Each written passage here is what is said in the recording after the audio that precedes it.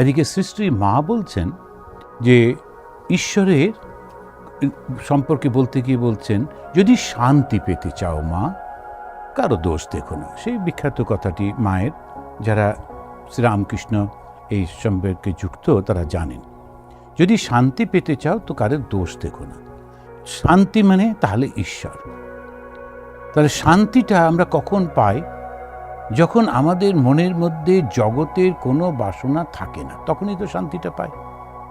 তো জগতের কোনো শান্তি যখন বাসনা থাকে না, সেই অবস্থাটা কিভাবে আসে?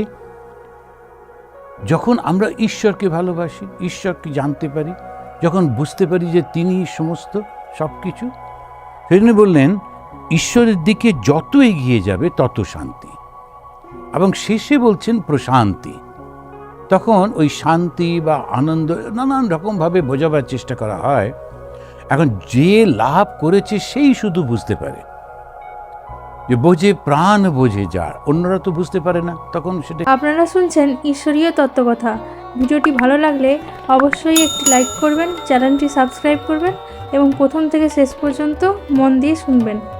যে যখন সুফি মুসলিমরা মারা যান, ওদেরকে বলে দরবেশ, তো তাদের মৃত্যুর পর যেখানে কবর দেওয়া হয়, মাঝে মাঝে সেখানে একটা ছোট্ট মন্দির মতো করা হয়।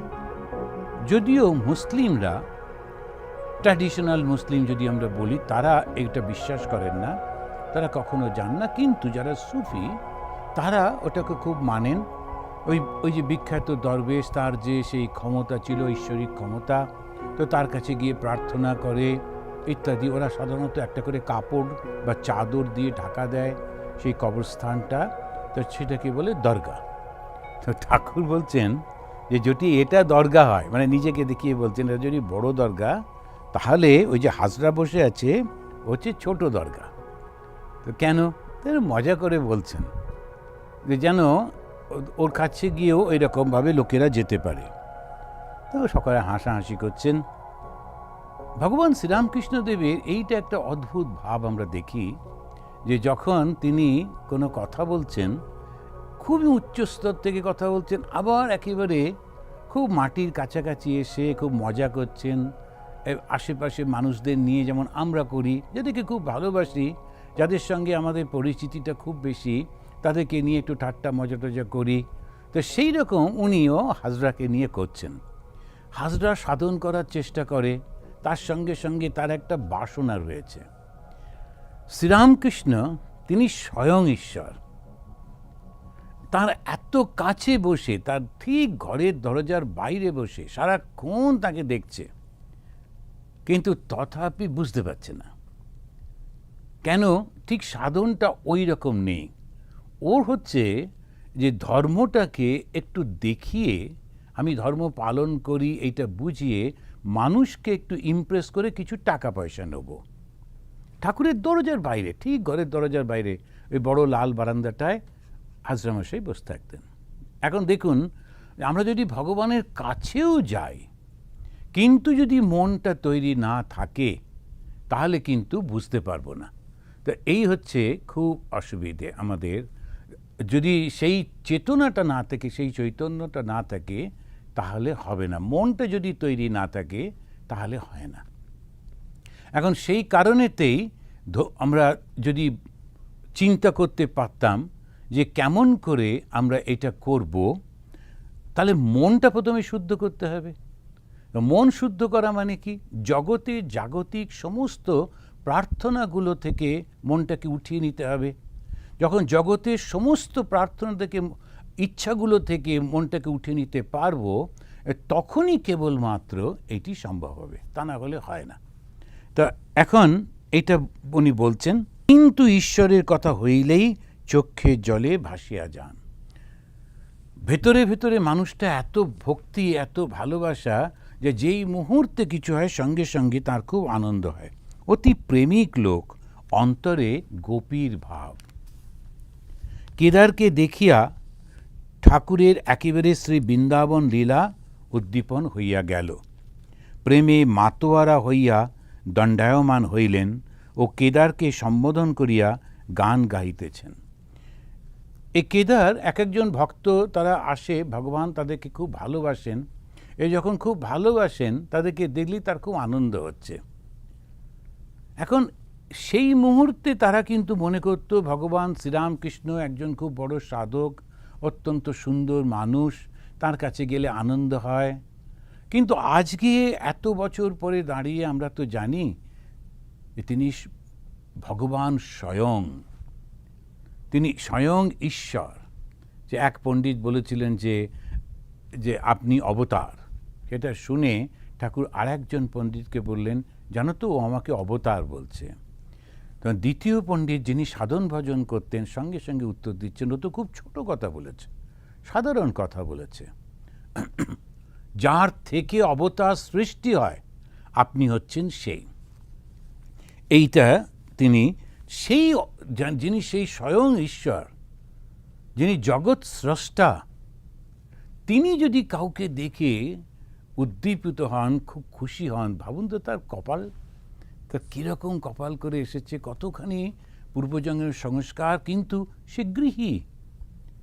এই জায়গাটাতেই হচ্ছে ঠাকুরের খুব বৈশিষ্ট্য। এখানটাতে এত সুন্দর যে তিনি সন্ন্যাসী, ভগবানকে ভালোবাসে এরকম যাকেই দেখছেন, সন্ন্যাসী হোক গৃহী হোক, যে ভগবানের ওপর যার মনটা রয়েছে, বাস ঠাকুর তাকে খুব ভালোবাসেন।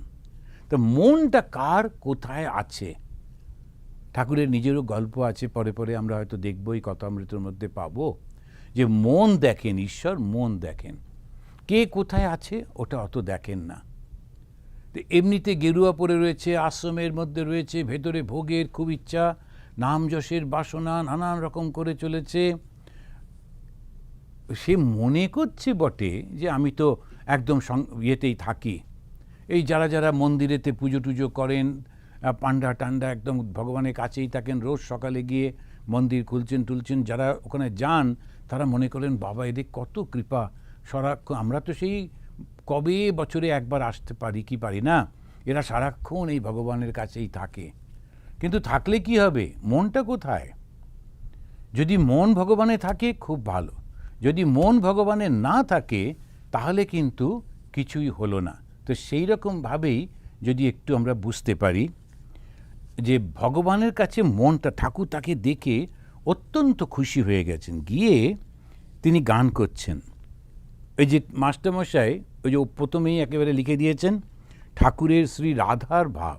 এবারে সেই রাধার ভাব থেকে ঠাকুর বলছেন, সখী সে বন কত দূর, যথা আমার শ্যাম সুন্দর, আর চলিতে যে নারী।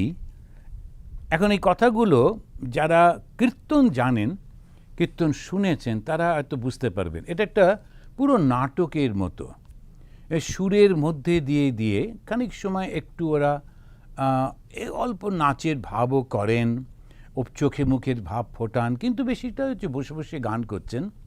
কিন্তু গানটার মধ্যে, কথাগুলোর মধ্যে, যে উনি কথাগুলোর মধ্যে দিয়ে উনি দেখান যে কেমন করে আমার মনটা উতলা হয়েছে, সেইটাই একটু দেখতে হবে।